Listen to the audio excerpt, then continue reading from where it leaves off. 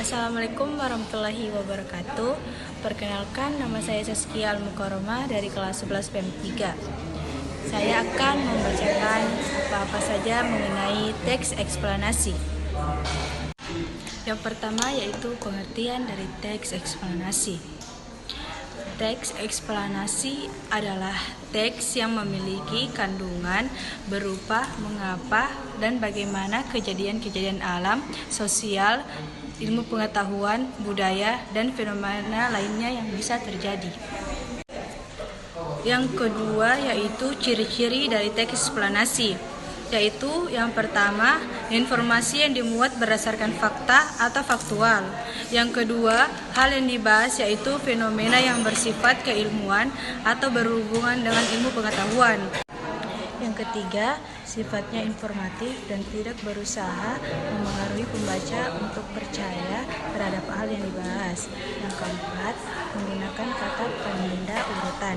Dan yang kelima, fokus pada hal genetik, bukan partisipan manusia. Contohnya, tsunami, banjir, dan gempa bumi.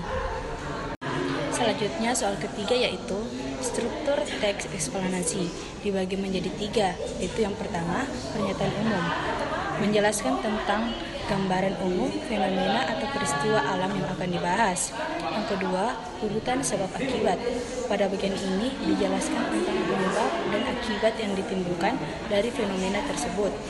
Dan yang ketiga, interpretasi dalam teks eksplanasi dapat dikatakan sebagai penarikan kesimpulan. Soal yang keempat yaitu kaidah kebahasan teks eksplanasi.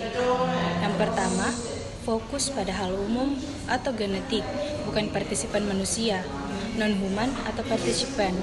Misalnya gempa bumi, banjir, hujan, dan udara. Yang kedua, dimungkinkan menggunakan istilah ilmiah. Yang ketiga, lebih banyak menggunakan kata kerja material dan relasional atau kata kerja aktif. Yang keempat, menggunakan konjungsi waktu dan klausal. Misalnya jika, bila, sehingga, sebelum, pertama, dan kemudian. Yang kelima, menggunakan kalimat pasif. Dan yang keenam, eksplanasi ditulis untuk membuat spesifikasi bahwa sesuatu yang diterangkan secara kausal itu benar adanya. Soal yang kelima yaitu tujuan teks eksplanasi dan contohnya. Tujuan dari teks eksplanasi yaitu memberikan pemahaman sejelas-jelasnya agar pembaca paham mengenai fenomena yang terjadi sekaligus menambahkan wawasan pembaca. Soal yang keenam yaitu langkah-langkah dalam menulis teks eksplanasi. Yang pertama, menentukan topik yang menarik. Tentukan fenomena alam, sosial, atau budaya yang ingin disajikan. Misalnya proses terjadinya pasang surut air laut. Yang kedua, membuat rancangan kerangka teks. Buatlah kerangka berdasarkan struktur teks eksplanasi, yaitu diidentifikasi fenomena, penggambaran rangkaian, kejadian, dan ulasan. Yang ketiga, mengumpulkan referensi.